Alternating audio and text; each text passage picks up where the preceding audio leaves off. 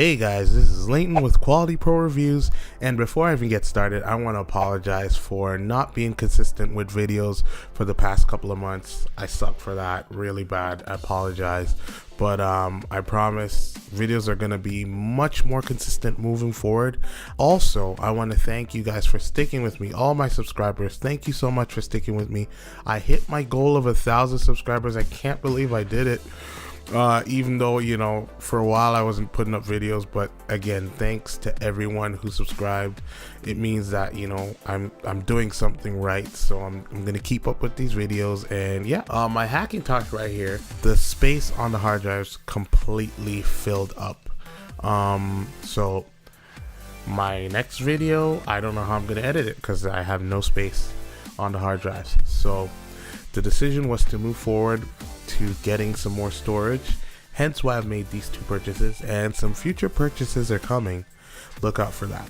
But today I'm going to be unboxing the Mediasonic ProRaid 2-bay RAID enclosure, and this is going to be basically just a house for some hard drives to live in.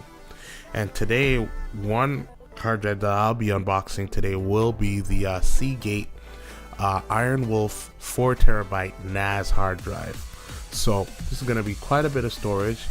For now, it's going to house my my Quality Pro Review videos. So all my new videos will be edited and archived on this. I have another backup hard drive, but this will be my main scratch disk for editing videos.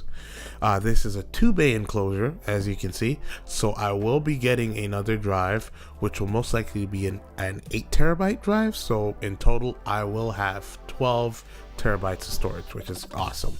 So that hard drive's on the way. That'll be coming soon. If you want me to do a video of me actually setting this up and maybe giving you some tips on how to do something like this, leave a like, put it in the comments. I can definitely do a video on that. But today I'm just going to be unboxing these. So I'm going to start with the ProRaid 2-bay enclosure. So let me just get rid of the drive out of the way. So I'm going to get out the trusty knife and let's do some unboxing. So here we go. Enclosure's on this side. So I'm just going to pull that out. And I'll put that to the side. And let's see what's inside of the box. So in the box we get a power brick. We also get a couple of screws. We also get a USB cable. That's what you're going to use to connect to your computer. Looks fairly short. Looks like a 3-foot cable, maybe even shorter. And we have a little quick guide user manual. And of course, there's always some safety stuff. It's like, stop, don't do anything before you read. So that's about it. Just some quick tidbits that you can also see on the box. You can run these drives in a couple of different modes. If you want, you can run them in single mode, which means that each hard drive is independent of each other, and then you have some different versions of rating. So you have RAID 0, which again is going to be more speed centric. So if you want speed, and you have RAID 1 for having that mirroring option, where if one drive goes, you have basically a clone of that drive on the other. Yeah, so let's take a look-see and pop open this bag and look at the enclosure. So here it is. If you notice, it has a very similar finish to my Hackintosh, and there's some indicator lights at the front for power and for the hard drives. So right here at the front, these do light up, and I think the active light is a bluish light, and on my Hackintosh there is a blue accent light. On the sides there's a kind of brush finish. I don't know how well you can see this on camera.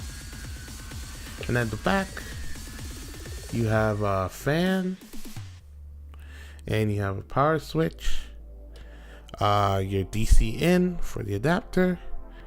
and you have a switch for the modes. So like I said, you have single mode, RAID 0, RAID 1. Also, there is another button, CFM button. This might be for the fan. I could be mistaken. I'll have to check the manual. And then we have the USB port. So really straightforward. And it seems there's also,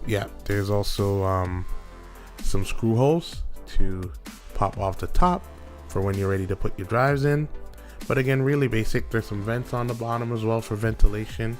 And as I showed you before, there's that vent for the fan. And if I'm not mistaken, I think air is blown out, not sucked in.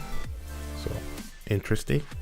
And again, size wise, if I just move these out of the way, in terms of height, I don't know how well you can see, but it's a little bit, I'd say about half the height of my my Hackintosh. And this is an Antec ISKM 600, so really small form factor. But what I like, this will be perfect to go right beside my Hackintosh. I'm probably gonna tuck it further inside like that, but really good size, and I think it's gonna be awesome on my desk. And I think I don't have much choice because this this cable is really short. I could obviously get a longer cable, but yeah, that's really what you get in the box for these screws. And there's this user manual. Obviously I'm going to set this up and put the drive in, but that's basically what you have for the enclosure. So I'm just going to move these off to the side, and then let's take a quick look at the Ironwolf. Gonna bring out the knife again. Should be really easy to get this one going. So if we pop this open, right on top we have a limited warranty. And again, because this is a NAS hard drive, these drives are expected to have a longer life expectancy. So having a warranty is awesome, because say something should happen, or if there are any little issues, this will come in handy. Right, so we have the limited warranty, and then there's not much. Just some supports. I'm gonna guess these are anti-shock just to help the travel. And I am not gonna take the drive out of the anti-static bag for now, just because I'm not sure if I'm gonna fry this thing. But this is the Ironwolf 4TB drive, and yeah, this will be going inside of this. And again, this is 2 bays, so this can take 2 of these. So this is the 4TB. The 8TB is on its way, so look out for that. And yeah, if you'd like to see a video of me just setting this up and how I'll be using it for just moving forward with editing videos, let me know. Also, I will be moving my Final Cut Pro 10 library over to this drive. If you're not a Final Cut Power user and you might want to learn tips and tricks on how to export and make sure everything runs well with moving your library over to an external drive, let me know. I can do a video about that. Pretty cool stuff. But that's gonna be it for this video. If you like this video, hit that like button, and if you haven't already, subscribe. So I'll see you guys in the next one. Peace.